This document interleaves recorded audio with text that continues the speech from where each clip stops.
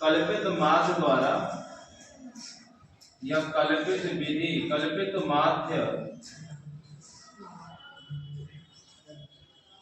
विधि से माध्य कैसे निकाला जाता है। हम माध्य निकालना सीखेंगे, तो देखा जाए कैसे निकालेंगे। यहाँ हमको दिया है बल अंतराल, ठीक है, ये हमको पता होगा बल अंतराल।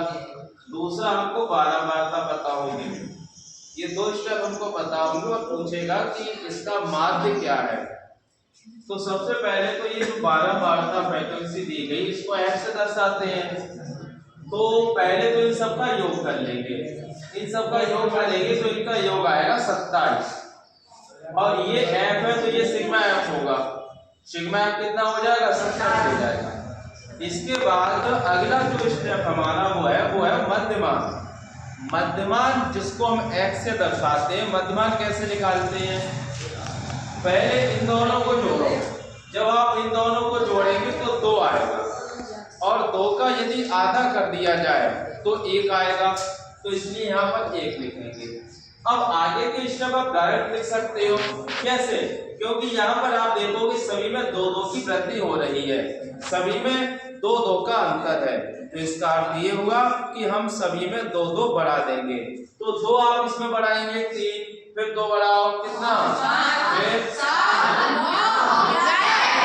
तो इस तरीके से 2-2 बढ़ाकर हमने क्या निकाला, मध्यमान। मध्यमान में से ही हम चुनते हैं a का मान। a का मतलब होता है कल्पित माध्य, कल्पित। ध्यान रखेंगे a का मान हमेशा मध्यमान में से चुना जाता है। तो जो ठीक बीचों बीच में आए उसको आप a मान लो। अब बीचों बीच में 2 पद आ रहे हैं, या तो 5 या तो 7, तो आपकी मर्जी है, चाहे आप 5 मान लो या 7 मान लो। मान लिया हमने 5 माना, तो a का मान कितना हो गया, 5। अब हम d निकालेंगे विचलन, जिसका फॉर्मूला होगा x माइनस a।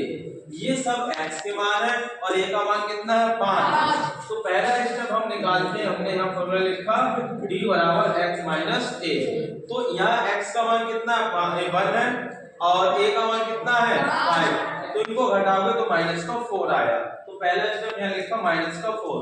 अब इन सबको हम डायरेक्ट भी कर सकते हैं, क्योंकि यहाँ पर हमने देखा कि सभी में 2-2 का क्या है, अंतर है, 2-2 का। तो इसमें सब में 2-2 की वृद्धि कर दो। 2 इसमें बढ़ाओ, -2, फिर 2 बढ़ाओ, फिर 2 बढ़ाओ, 2 बढ़ाओ।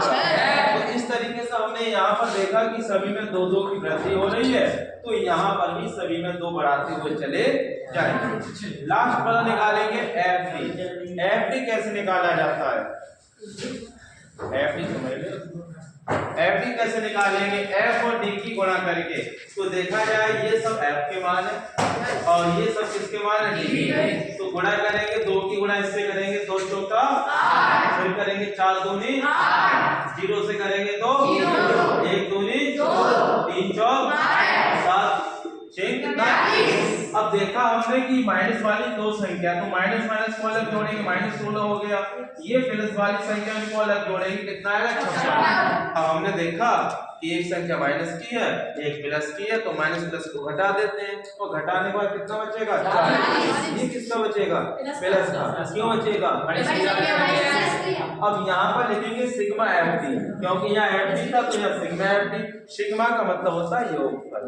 अब हम माध्य का फॉर्मूला लगाएंगे, तो माध्य का फॉर्मूला होता है a प्लस सिग्मा FD।